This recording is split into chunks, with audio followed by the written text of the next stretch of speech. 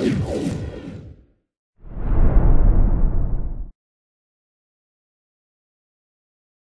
great temptation, I think, for many organizations and indeed many Christians individually will be this year to turn in on themselves. There are huge challenges out there. We are living now, definitely living in a post-Christian environment. For the first time in hundreds of years, we now have a public doctrine of marriage that does not correspond to Christian teaching, for instance. We have ideas about the human person and the dignity of that person, the inviolable dignity of that person. These ideas also no longer correspond to Christian teaching for the first time. So there are many challenges that we are facing.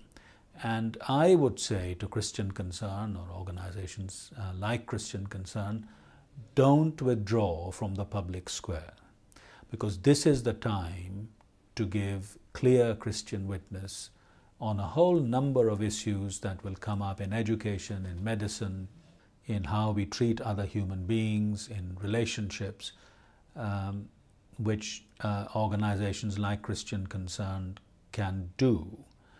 Secondly, I think it is very important for us to seek to form the Christian mind. One of the problems at the moment is that in churches and amongst Christians, there has not been enough forming of the Christian mind around the issues that we are facing.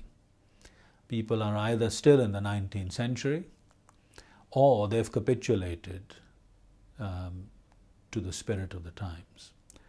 What we need is for Christians to be deeply, deeply imbued with the Bible and its thinking, but also constantly relating that to the problems and opportunities that we have around us. The great temptation, of course, always is to be reactive, to react to circumstances, to cases, and of course, to some extent, we must do that, but we must not be driven by that. There must be a positive vision about society. The media often is one of the greatest influences in the way in which people think, and it has its own fixations. And can I suggest this, that the highlighting of the campaign to advance the aims of the homosexual lobby is one of those fixations, and this tends to force Christians onto what you called earlier the defensive, with direct accusations that Christianity equals what is sometimes called homophobia.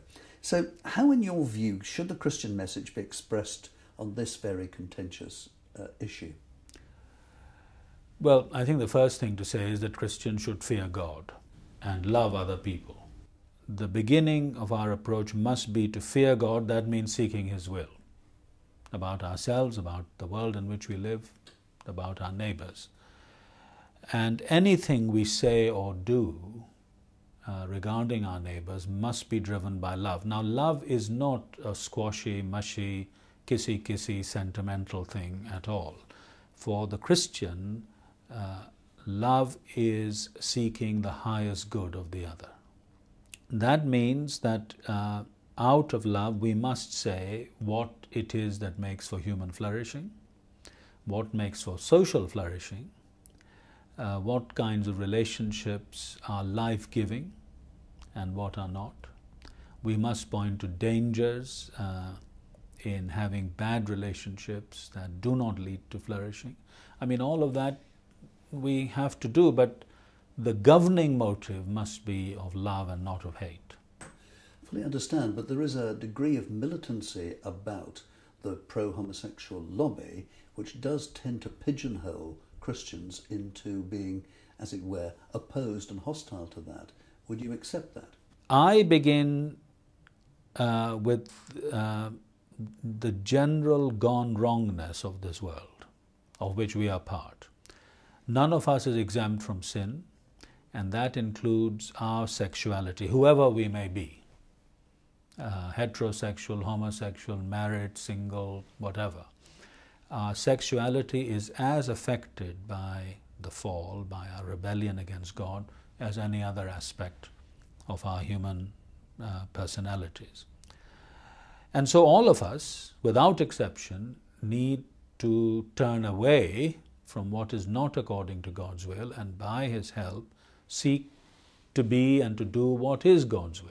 God has shown us in His creation of human beings that He has a purpose in creating man and woman together, in creating them similar but also different, by giving them a particular task which they each fulfill in their own way, not in the same way, but in their own way. And this is fundamental to a Christian anthropology, a Christian way of understanding what humanity is all about, why humanity is here in the first place. The relationship between man and woman is also fundamental to the order of redemption, because the relationship between man and woman shows us the relationship between Christ and His church. That's why these are not second-order issues. They are absolutely fundamental to our understanding of what being human is all about.